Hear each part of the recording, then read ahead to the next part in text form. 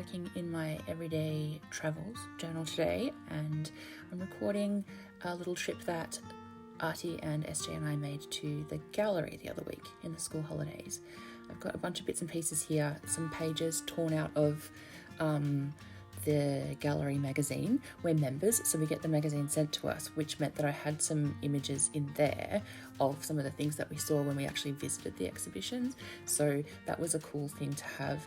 You can also kind of get pamphlets and things when you go to things like galleries and museums and stuff, so that will often give you a similar thing to work with, and they are often kind of nicer images than you can take in a gallery, especially because you're often working with like lower lighting, or imperfect angles, or just like a phone camera that's not as nice as you'd like it to be, or whatever else. So yeah, having a magazine or a pamphlet or something that you can cut things out of can be really fun. So that's what I was doing there. So this is a dress. I don't know if it counts as a dress. It's a set of garments, I guess, from one of the exhibitions that we saw, which was African fashion, and it was extremely cool.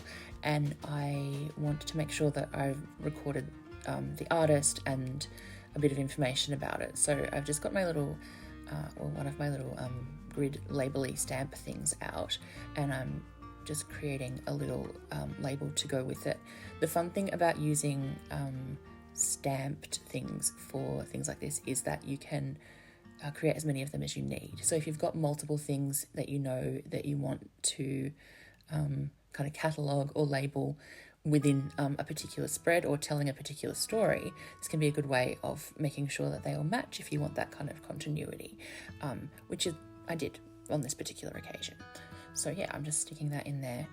When I journal things like this, I'll often stick in the ephemera and some photos and things like that before I start journaling. Sometimes it's a bit of a mixture of both, like I'll stick something in and then I'll journal a bit and then just sort of switch between the two. But for this particular time, I'm actually putting everything in first, and then I'm going to journal in the space that I have around them. And I'm going to go over a couple of pages.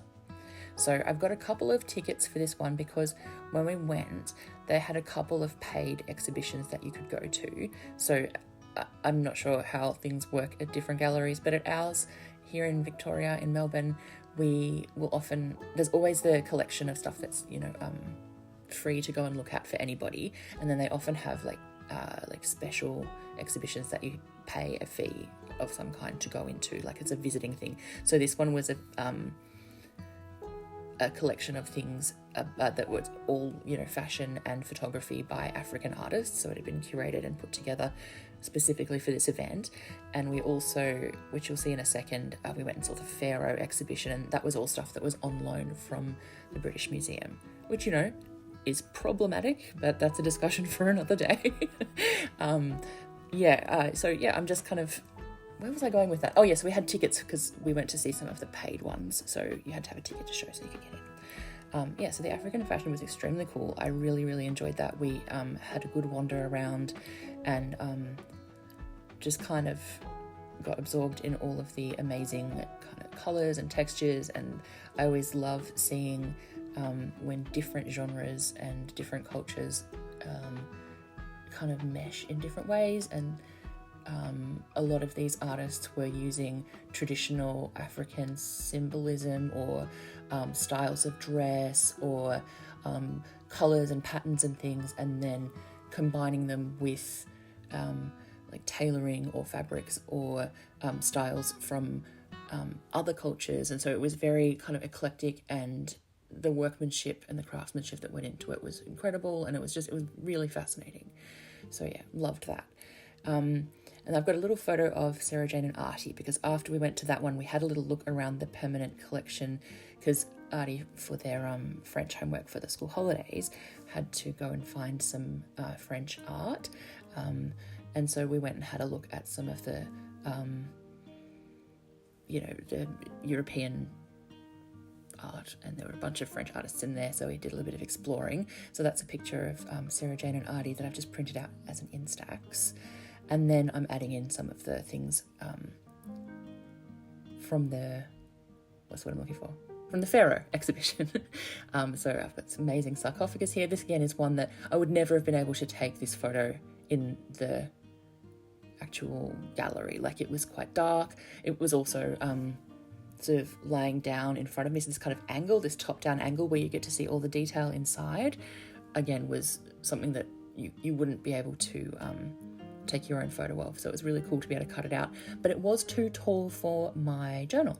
So I have cunningly come up with a way of not having to chop it up. I could have just chopped the feet off it or something, but I really didn't want to. I loved that you had the whole length of it there and you could see all of the detail in there. So I instead used the postcard that I purchased in the gift shop afterwards, which is another one of my favourite things to do, either when I'm travelling or when I go to somewhere like a museum or a gallery. I love to go to the gift shop and get postcards, or sometimes bookmarks are also really good because they also have great photos. This was one of a scarab type thing, and it was actually quite a small object, and so this was a beautifully detailed kind of macro photo of it, and I loved that. So I used that to kind of create a little flip thing that I could then use to make sure that that entire sarcophagus was included. I then had this picture of one of the pharaohs, and it was very striking, so I thought I would put it in this center page. I often find that the center pages can be a bit tricky because of the staples. I like to cover them up if I can. There's something about that makes the book feel more secure, especially when I stuff it full of things. They can get a little bit precarious around the spine, so adding something in that I've glued over the top of it makes it feel a little bit more secure to me. That may be entirely in my head, but I do like to kind of put something over them when I can. So I did that with this picture, and then I also cut out this picture of some of the jewellery that we saw as part of this exhibition as well. So that's also getting stuck in there, and I'm using the same washi tape that I used on the other page, and I'm sort of creating a bit of continuity between these three pages by repeating things like the washi tape and the labels and things like that. So so it was very fun to go to the gallery on this day. We spent most of the day there. We stopped after we looked through one of the exhibitions and had like scones with jam and cream at the cafe, which was very fun. And I had some really delicious tea. They had a special one on because of the Pharaoh exhibition, so it was inspired by Egyptian flavours and spices and things like that. And it was, what was it? It was really light, and it had rose in it, and it had cardamom and hibiscus, I think. It was really delicious, so that was very nice. And it was a nice thing to do to like take a little break between the galleries, like the different exhibitions, have a little rest.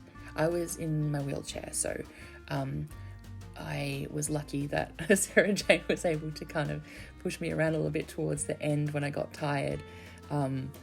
But Sarah Jane and Artie, it was good for them to have a little sit, because it's lots of walking when you're at a gallery. You're on your feet the whole time, and, you know, it can be a little bit tiring. So it's always good to have a little snack and a drink. So I've stuck all of those things in now, and I'm just going to do my journaling, and I'm basically just telling the story of some of the things we saw and what we did. I'm not trying to be exhaustive, but I'm trying to like write down some of the more memorable moments. Like, there was a wall of teacups that we passed on the way into the European Gallery, and we did a little tag yourself as a teacup type thing as the three of us, which was really fun. It's always interesting to see yourself as a teacup, not something that I thought I would be doing when I got up that morning, but you know. So we picked ones that had the patterns that felt most like us, and that was really fun. And, you know, just little stories about what was cool about this little adventure. So I'm writing that in just with a gel pen. It's the fastest way for me to write, and I knew I was going to do like a substantial amount of journaling over these 3 pages just because of how much space that I had there that I wanted to fill and how many little details I wanted to add in. I'll sometimes use a fountain pen in these journals, but with my traveler's notebooks, more often than not, I do use a gel pen. For that reason, it's just faster. Although I love writing with fountain pens, it slows my process down, which is a feature, not a bug. It's definitely something that I really appreciate about other kinds of journaling, like going slowly and using a fountain pen and just kind of not letting my thoughts run too fast and being a bit more meditative and contemplative. But when I'm just reporting events, I don't have to necessarily be as sort of slow and thoughtful. So yeah, gel pen is fine. I did switch between two different kinds of gel pen. They were the same size though, so you can't tell. They're both 0.38, which is my preferred size for journaling. I usually have 0.38s and 0.5s, but more often than not, the 0.38 is the one that I'll reach for. It's not too fine, but it's fine enough that I can write quite small when I need to, and it looks, it doesn't look too chunky, which is generally my preference for this kind of journaling. So yeah, I've only got one photo that I took myself that I've included in here, and that's that one of Sarah Jane and Artie, and the rest are all cut out of the magazine, which is fun. I don't often have this much to put in for one particular event or story, so it was nice to have a bunch of different things to stick in there and be able to look back on and go, oh yeah, I remember when I saw that was amazing. So yeah, I'm just finishing up my journaling now, and then we are going to be pretty much done. So it was pretty straightforward, pretty quick.